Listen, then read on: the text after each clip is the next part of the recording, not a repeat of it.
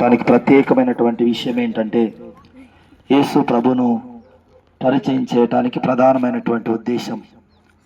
మానవులమైన మనము తెలిసి తెలియక అనేకమైనటువంటి తప్పిదాలను మనం జరిగిస్తూ ఉంటాం.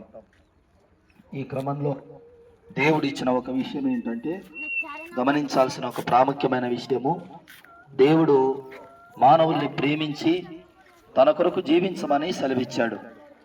అయితే మనమే వివిధ విధమైనటువంటి తంత్రములను కల్పించుకొని సరైన దేవుణ్ణి గుర్తించలేక మానవ జీవితాన్ని నెట్టుకొని వెళ్ళిపోతూ ఉంటాం.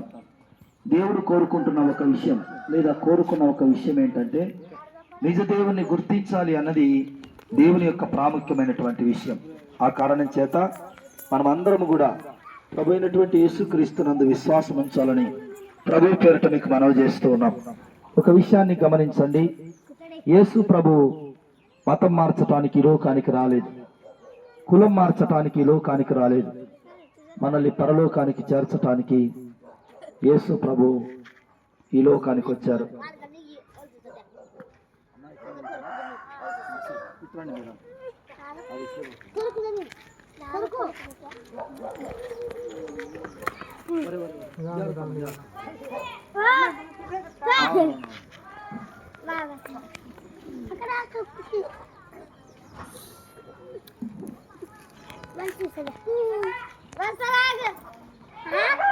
కాబట్టి ప్రియమైనటువంటి ఎరబాడు ప్రాంత ప్రజలారా, మీరందరూ ప్రభు అయిన యేసుక్రీస్తునందు విశ్వాసం ఉంచాలని ప్రభు పేరిట మనవి చేస్తూ ఉన్నాం. మనము తలంపుల ద్వారా, మాటల ద్వారా, చేతల ద్వారా, చూపుల ద్వారా అనేక రకాలైన తప్పిదాలు మనం జరిగిస్తూ ఉంటాం. మరి ఆ పాపమునకు ప్రాయశ్చిత్తం ఎవరు చేస్తారు?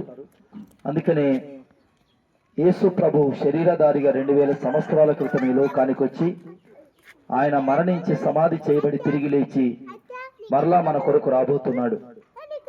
యేసు ప్రభునందు విశ్వాసం ఉంచితే మన పూర్వ పాపములకు ప్రాయశ్చిత్తం జరిగి నీతిమంతులుగా, పరిశుద్ధులుగా మనం మార్చబడతాం.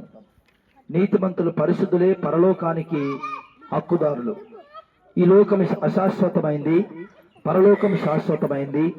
అక్కడికి మనం వెళ్ళాలి. కాబట్టి మరణించిన ప్రతి వ్యక్తి మట్టిలోకి వెళ్తున్నాడు. మరణించిన తర్వాత ఆత్మ పరిస్థితి ఏంటి, ఇది మనం అర్థం చేసుకోవాలి. ఆ ఆత్మకు శాంతినివ్వటానికే, ఆ ఆత్మను పరలోకానికి చేర్చటానికే యేసు ప్రభు ఈ లోకానికి వచ్చాడు. అందుకని ఆయన పలికిన మాట, మా సమస్తమైనటువంటి పరిస్థితులను బట్టి యేసు ప్రభు చెప్పినటువంటి మాట, ప్రయాసపడి భారం మోయుచున్న సమస్త జనులారా నా యుద్ధకు రండి, మీకు నేను విశ్రాంతిని ఇస్తానని యేసు ప్రభు సెలవిచ్చాడు. నేనే మార్గమును, సత్యమును, జీవమునై ఉన్నాను, నా ద్వారా తప్ప ఎవడునూ తండ్రి యొద్దకు రాడని యేసు ప్రభు సెలవిచ్చాడు.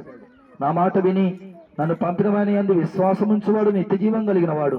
వాడు మరణంలోనికి రాక, వాడు తీర్పులోనికి రాక మరణములో నుంచి జీవములోనికి దాటి ఉన్నానని మీతో నిశ్చయముగా చెప్పుచున్నానని యేసు ప్రభు సెలవిచ్చాడు.